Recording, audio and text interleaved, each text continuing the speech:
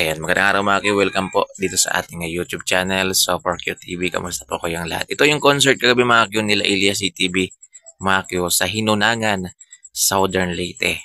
Ayan, at maraming mga netizen mga Q ang natuwa dahil kahit injured po siya mga Q, ay ayan parang hindi po siya injured. Pinilit ho talaga ni Elias CTV mga Q na makapag-perform ng maayos kahit pumasakit po yung kanyang paa.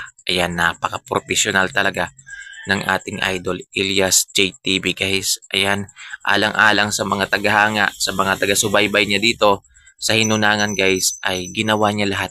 Ayan, maging okay lang yung kanyang performance para mapasaya yung mga tao dito po sa Hinunangan. Grabe, 100% yung respeto natin kay Elias JTV mga Q, no? Grabe. Ayan, kasi kahapon mga Q, sa mga hindi po nakakaalam, nagkaroon kasi siya ng injury. Ayan, nagkaroon po siya ng injury sa kanyang paa dahil doon sa pagkahulog niya sa Ormoc Leyte. Ayan, kaya nagkaroon po siya ng injure. Magao talaga mga yung kanyang paa. Ayan, magao. Ayan, buti na lang naagapan, nagamot. So kahit papaano, hindi siya lumala. Kaya ito kahit papaano nakapag-perform po siya dito po sa Hinunangan, Southern Leyte. Pero may mga video tayong nakikita mga Q na inaangat niya na yung isa niyang paa. Yan, at inaalalayan na lang siya nila Kinji at ni Dave. Yan, para hindi siya matumba mga Q dyan sa stage na yan. So ito guys, panoorin nyo yung video na yan.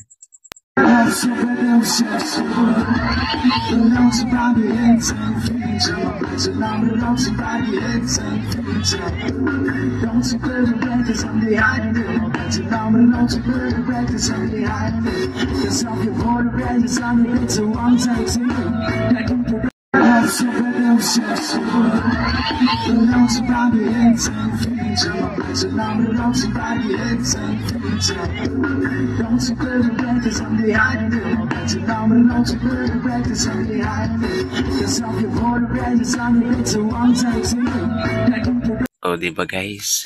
Parang okay po siya. Ayan, kung titingnan natin dito sa clip na to guys, ay parang okay na okay po yung idol natin.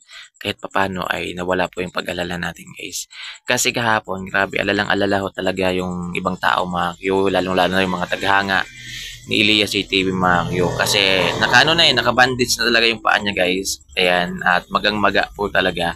Pero mabuti na lang at hindi po siya pinabayaan ng Panginoon at ito kahit papano ay nakapag-perform po siya sa Hinunangan mga Q para po sa kanyang mga tagahanga na matagal nang naghihintay dito guys na mapuntahan po niya. Grabe, saludo po kay Elias CTV at syempre sa mga kasamahan niya guys. Yan, sa kanyang manager na hindi po siya pinabayaan. Yan, tinulungan ho talaga siya para kahit paano maging okay yung kanyang pakiramdam. At ito nga, oh yan, paikot-ikot pa siya guys. Yan, nakailong ikot po siya dito.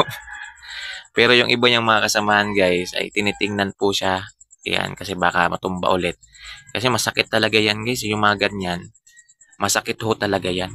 Bukod sa maga po siya, ay masakit po yan guys. Panigurado after ng gig na yan mga Q, iindahin niya naman yung sakit. Ayan, kaso nga lang may mga gamot din siguro siyang tinitake para kahit papano yung sakit ay hindi niya halos maramdaman. So yun lang mga ka-Q. Ayan, saludo lang tayo sa idol natin. Dahil very professional po. Ayan, kung mga iba yan mga Q, ika-cancel na po yan. Yung gig, ika-cancel na yan guys. Kasi hindi po biro yung injury na guys. Ayan, kahit sa mga basketball player yun mangyari mga Q, hindi na naglalaro. Ayan, kasi magana talaga yung paa mo.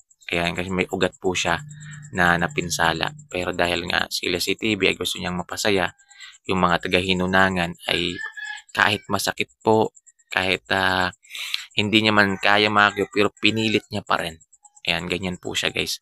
Ganyan po si Idol Elias JTV natin mga Q. So yun lang guys, maraming salamat. Abangan nyo pa yung mga update natin dito po sa ating YouTube channel. At pa-suporta na rin po yung aking Facebook page, Kuya Q TV mga Q ha. Yan, maraming salamat po. Yan lang po yung update ko muna sa inyo guys. In-update ko lang po kayo kasi baka hindi kayo nakakapanood sa Facebook. So ayan po, yung idol natin na alalang-alala tayo kahapon dahil nga may injury po siya at baka hindi siya makapag-perform ng maayos dito sa Hinunangan. Ito po, nakapag-perform po siya kahit papano. Ayan, napasaya niya yung mga taga-Hinunangan, Southern Leyte. So yun lang guys. Maraming salamat. Ingat po kayo palagi. God bless po. Sana po supportahan niyo po yung aking YouTube channel. Maraming salamat po.